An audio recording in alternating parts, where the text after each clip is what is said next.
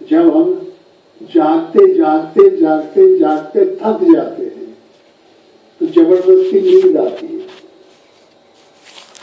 अगर नींद न ले कोई तो वो जाग नहीं सकता, बीमार हो जाएगा, मर जाएगा। जागते ही रह जाए दिनों रात हमेशा, ऐसा हो नहीं सकता। और जागने को ताकत मिलती कहां से है? सोने से। अपोजिट, जागने के ठीक उल्टा सोना। जब हम 5-6 घंटा सो लेंगे तो 10-12 घंटा जागने की ताकत आ जाएगी। जब 6 घंटा सो लेंगे तब 14 घंटे की जागने की ताकत आ जाएगी। तो जागृत अवस्था, उसके बाद में स्वप्न अवस्था, और ये दोनों के अपोजिट सुषुप्ति अवस्था है। सुषुप्ति अवस्था होती है ध्यान अवस्था। जब ध्येय और ध्याता और जिसके द्वारा, ध्यान के द्वारा, ध्येय, ध्याता और ध्यान, ये त्रिपुटी बनती है। ध्येय लक्ष्य हो गया जिसको हम देख रहे हैं, गुरु को। ध्येय और ध्याता मन से और ध्यान के द्वारा। तो त्रय में एकत्र संयमा, अगर ये बैठ जाए, तीनों एक में जुट जाए तो एक हो जाएगा, शून्य हो जाएगा। ध्येय, ध्याता और ध्यान, तीनों जब रुक जाए मन तो तत्र प्रत्यय एकतानता ध्यानम, ध्यान लग जाएगा। तो ध्यान में जो अवस्था रहती है वो सुषुप्ति अवस्था है। समझ में आ रहा है? उसको सुषुप्ति अवस्था कहते हैं। वो बहुत महत्वपूर्ण है।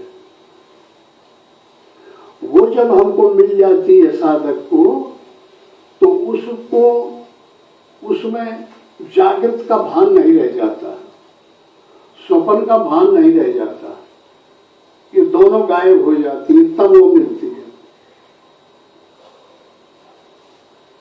तो ये दोनों जब टल जाएगी तो शरीर भी की जो क्रिया हो रही वो भी खत्म हो, सूक्ष्म की क्रिया भी खत्म हो जाएंगी, तो सब विलीन हो जाती है। तो वो ईश्वर तत्व हो जाता है। तो उसका जब त्याग कर देते हैं सुषुप्ति का, जागृत से स्वप्न, स्वप्न आदान प्रदान है जागृत और स्वप्न का। इन दोनों के परे सुषुप्ति। सुषुप्ति हमारा घर है, हमको रोज पहुंचना चाहिए साधक को। अब अपना ध्यान लग गया हमारा, अब आप देख रहे हैं अपने इष्ट देव को, चरणों में प्रणाम किया तो इधर उधर से सब गैरहाजिर हो गए ना। हाँ, तो उसमें रुकना चाहिए। उसमें जब रुकने लगेंगे तो कुछ ही दिनों में झटके आने लगेंगे।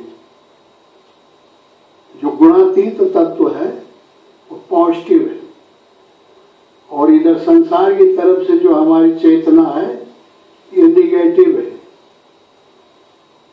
समझ में आया? ये दोनों को जब हम जोड़ेंगे तो लफा उठेगा, एकदम स्पार्किंग होगा।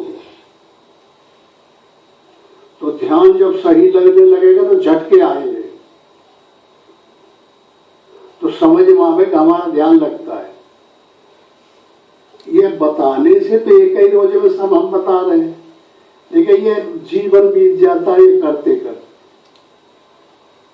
बहुत टाइम के बाद में लगते लगते ध्यान आता है, जिंदगी बीत जाएगी। साल 2 साल तो कोई मतलब ही नहीं है।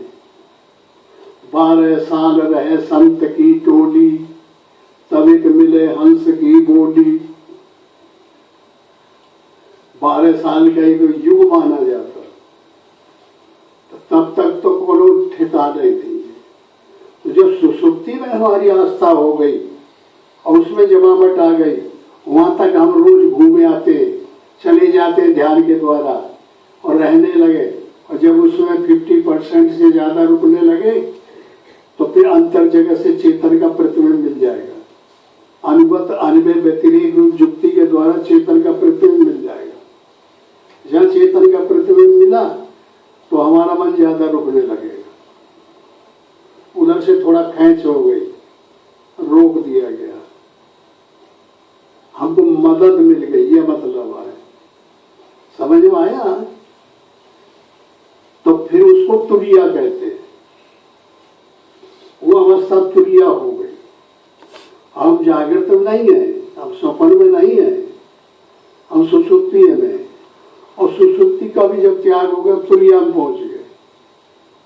तुरिया में परमात्मा है, गुणातीत, प्रकृति परे। समझ में आया?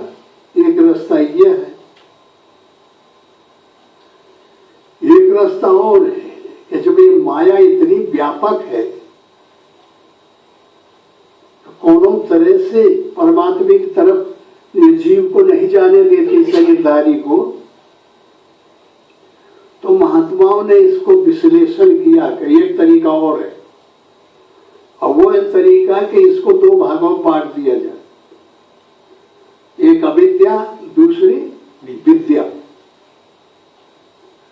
अविद्या कहते हैं दुर्गुणों का समूह, वो अविद्या पार्टी, अविद्या क्षेत्र है। और सद्गुणों का जो समूह है वो विद्या क्षेत्र है। और ये दोनों मिलके प्रकृति माया है, और माया परे परमात्मा है, प्रकृति परे। ये मालूम है ना? इस तरीके से एक तरीका यह है समझने का।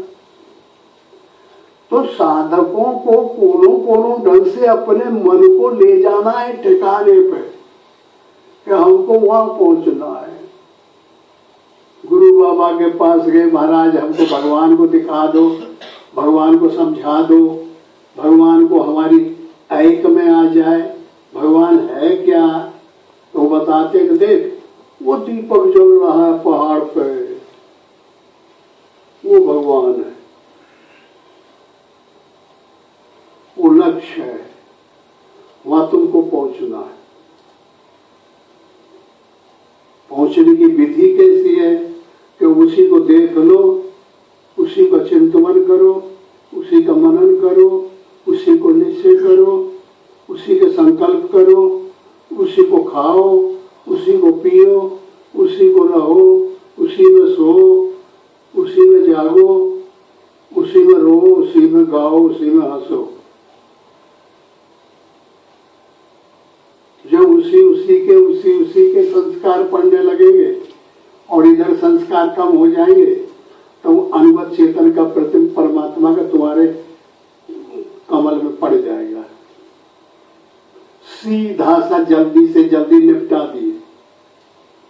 अब उसको ले चलना है तो ये तमाम प्रकार की जो हमने विधि बताई, इनको वाक्य ज्ञान की निपुणता में चेतन का प्रतिबिंब लेना है। पहले जब हम वचन से पहुंच जाए वहां,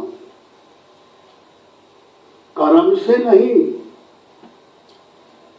शरीर से नहीं, वचन से पहुंच जाए। वचन बहुत मालिकुल है, बारीक है, समझ में आ जाए कैसा है, समझ में आ जाए कि ग्लेशियर है, का है, बर्फ है, बर्फ है, जिधर देखो सफेद व्हाइट। और इसमें पानी परमात्मा है, ये समझ में आ जाए। ये व्हाइट का कुछ मतलब नहीं है, ये माया है। इनमें दोहराना बने दिखाई पड़ते, बड़े बड़े महल मकान सब कुछ उस ग्लेशियरों में दिखाई पड़ते हैं। तो वो झूठे आए, जैसे ये संसार झूठा है, ये शरीर झूठा है। उसमें पूरे में बर्फ में, ग्लेशियर में पानी के अलावा कुछ है? बर्फ के पहाड़ में पानी के अलावा कुछ है? बर्फ के रग रग में पानी है ना, कि और कोई चीज है? ऐसे ही ये संसार के जितने पदार्थ हैं सब में परमात्मा है।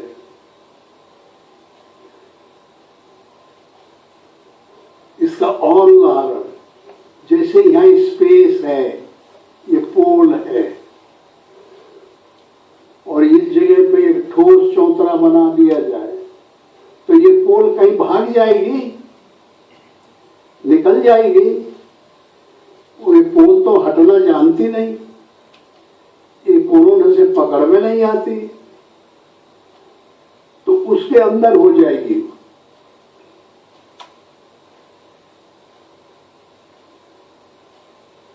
वो स्पेस हर जगह ये पोल निकल जाती है, फौलाद के अंदर से निकल जाएगी, हर पदार्थों के अंदर से निकल जाती है।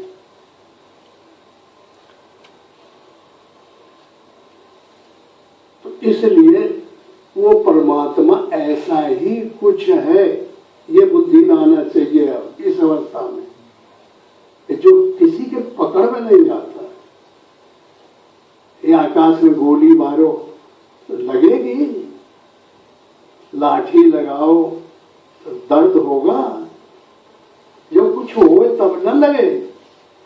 परमात्मा ऐसा ही निरवयव है, अवयव नहीं है, उसके शरीर नहीं है, उसका कोई दिखाने, पकड़ने, सुनने, देखने, छूने ऐसी कोई चीज नहीं है। वो ये सब चीज तो जितना इंद्रियों काम करती है वो तो सब माया हो गया। जो भी समझ में आएगा वो सब माया।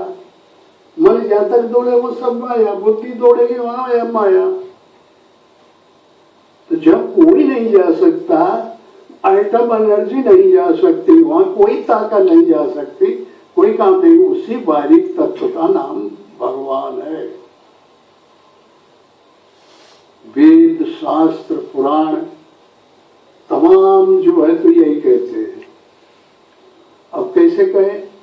जैसे ब्रज में कहते हैं, जसोदा जायो लालाना मैं वेदन में सुने आई, जसोदा जायो ललना मैं वेदन में सुने आई, वेदन में सुने आई, पुराणन में सुने आई, जसोदा जायो ललना में वेदन में सुने आई। अरे क्या मतलब? अब यह मतलब हुआ कि जसोदा नाम की एक स्त्री थी ब्रज में, नंद बाबा की स्त्री, और वो के यहाँ कृष्ण भगवान वहां पैदा हुए, वहां दे आए ऐसे हुए। इसका अर्थ यह होता है, जसोदा कहते हैं भक्ति को, जिसके पास यश भरा हुआ है, यश से पूरित है, वो भक्ति है। उसने जाया ललना, जो वेदन का सिद्धांत वेदन में सुनने को मिलता है कि परमात्मा निर्गुण से सावयव कैसे होता है, ये बड़ी कठिन चीज है। ये भ्रम पार्वती को हो गया था कि भगवान वो तो निर्गुण है, एक रस है, व्यापक है, शुद्ध है, बुद्ध है, अजन्मा, अचिंतन, अरूप, अलग, अविनाशी है। और आप कहते हैं कि ये भगवान यहाँ घूम रहे हैं जंगल में, और उनको तुमने प्रणाम किया, तुम अविनाशी होते हुए और राजा के लड़काओं को प्रणाम करते करते हो। तो कहा हाँ ये राजा के लड़का है। तो कहा हम नहीं मानते। कहा नहीं नहीं नहीं तुमको मानना पड़ेगा। तो वही में वो गई, कहा जाओ हम यहाँ पेड़ के नीचे बैठे, जा परीक्षा ले आओ। तो सोची कि भाई क्या बीमारी है, कैसे नहीं, और उसके अंदर तो ज्ञान भरा हुआ था। तो वो सीता का वेश बना लिया कि सीता के लिए खोज रहे, सीता चोरी हो गई है, तो हम सीता का वेश बना ले तो अपने आप ही चिल रही है, तो पता चल जाए, सब कलई खुल जाएगी। तो जो सीता का बना लिया इन्होंने वेश, तो राम बोले माता वो पिता कहाँ है, भोले बाबा कहाँ है, आप अकेली घूम रही है। तब तो झुरा के लकड़ी हो गई। अरे बाप रे बाप, ये तो अंतर्यामी है, ये तो घट घट के जानते हैं, ये तो हमारी पोल ही खोल गई। उधर शंकर जी को भी पता चल गया, ये लेवल दोनों करते हैं। तो शंकर जब पहुंची तो पूछे वो क्या हुआ, ले आई परीक्षा, देख लिया कि ना हमने कुछ नहीं देखा, उनसे झूठ बोल दिया, आपके लेखे प्रणाम हम करके चले आए। तो शंकर देखे धर ध्याना, समझे, उन्होंने देखा कि पार्वती ने तो नंबर ले लिया, तो बिगड़ गई, ये तो बन गई, इसने तो सीता का रूप धारण कर लिया।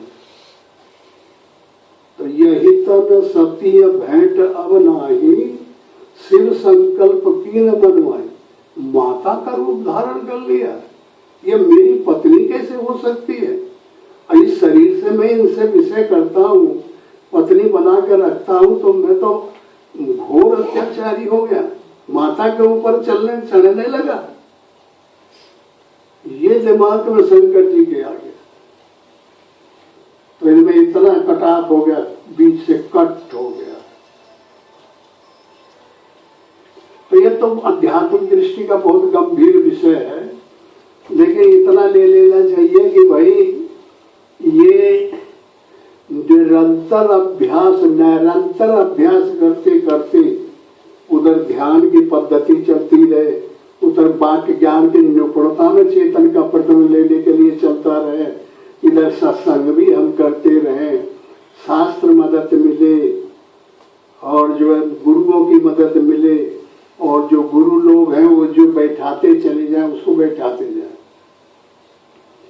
तब ये चारों तरफ का सहयोग जब होता है तब एडजस्टिंग आती है, और जब एडजस्टिंग तुम्हारे अंदर में आ जाएगी, जो खाका बना हुआ है इसका, परमात्मा, प्रकृति, अविद्या, विद्या, स्थूल सूक्ष्म, एडजस्टिंग हो जाएगी, तब फिर तुम्हारा बिगड़ेगा नहीं कुछ, तुम्हारी जबरदस्ती समझ में आ जाएगा, तुम उसे हटाओ तो हटेगा ही नहीं, तुम्हारे यहाँ जगह बन गई तो रहेगा कहाँ। जब तुमने रखने के लिए जगह बना ली तो जंगल में थोड़ी जाएगा वो।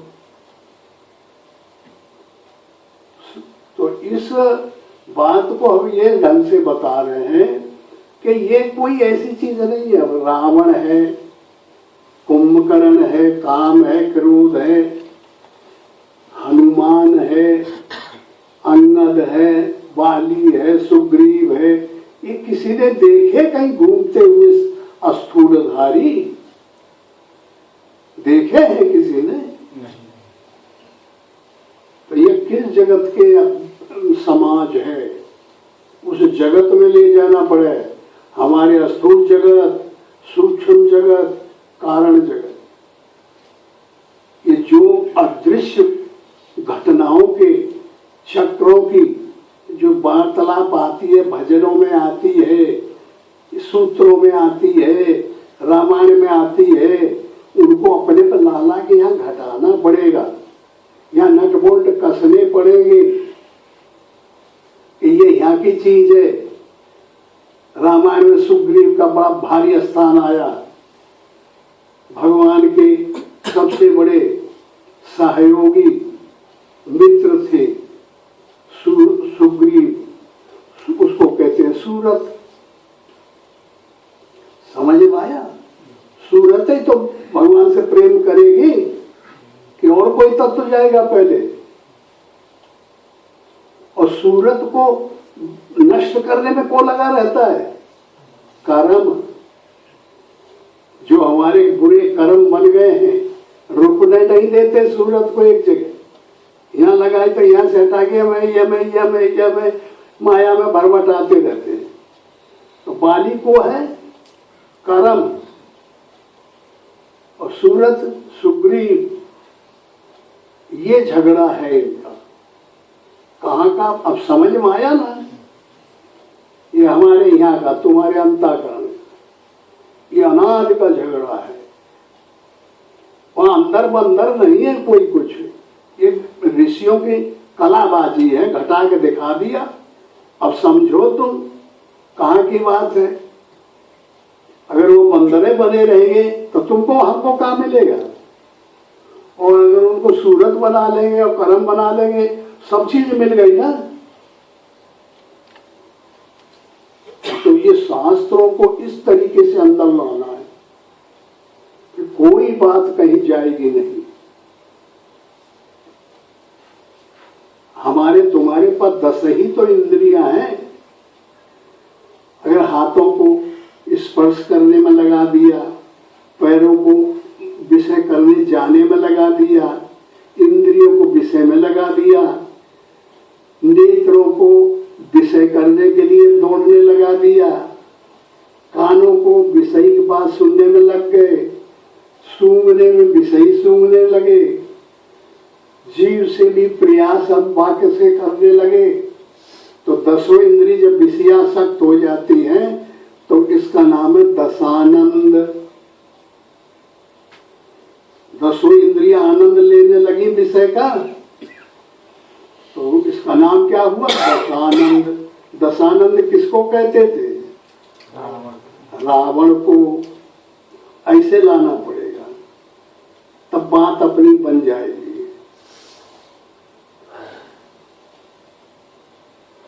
और 10 इंद्रियों को अगर हम परिश्रम से मेहनत करें तो विषयों से रोकें, हाथों को रोकें, मन को रोकें, बुद्धि को रोकें, जिह्वा को रोकें, वाक्यों को रोकें, नाक को रोकें, कानों को रोकें, न सुनने दें, आंखों को रोकें, इंद्रियों को रोकें,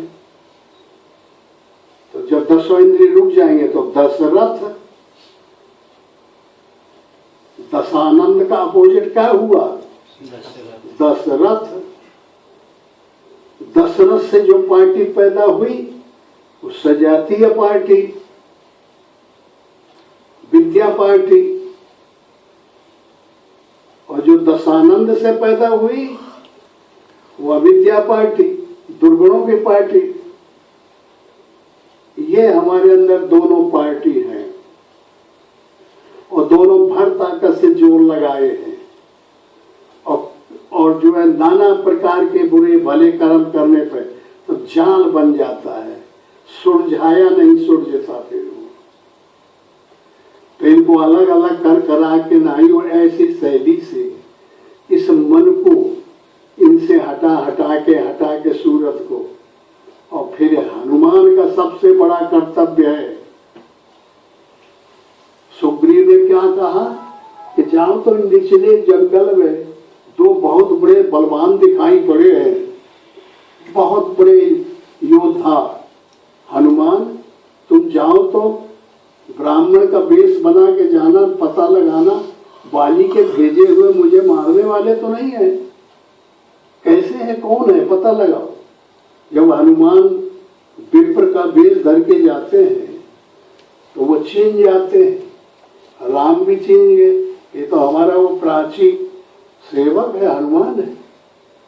हनन करे अभिमान का, हनुमान हनन करे जो मान का, अभिमान का। ये तो सबसे पुराना हमारा सहायक सेवक है।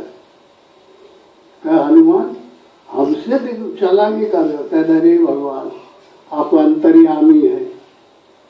वो गिड़गिड़ाने लगे, परिचय पहचान हुआ तो दोनों को बैठा के कंधा पे, विवेक रूपी लक्ष्मण, वैराग्य रूपी हनुमान।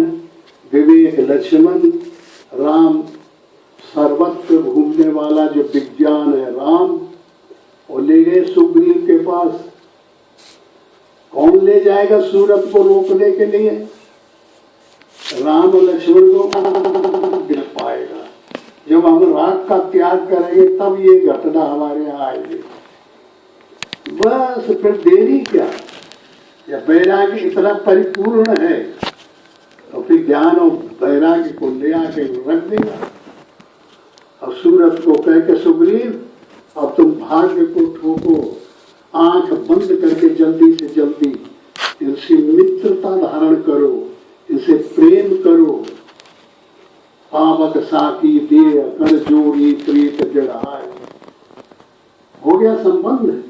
ये सूरत ध्यान धरते धरते धरते धरते ध्येय ध्याता ध्यान, ध्येय ध्याता ध्यान, रोकते रोकते रुक गई। जहाँ रुक गई, काय के द्वारा? वैराग के द्वारा। तो ज्ञान और वैराग्य आ गए तीनों।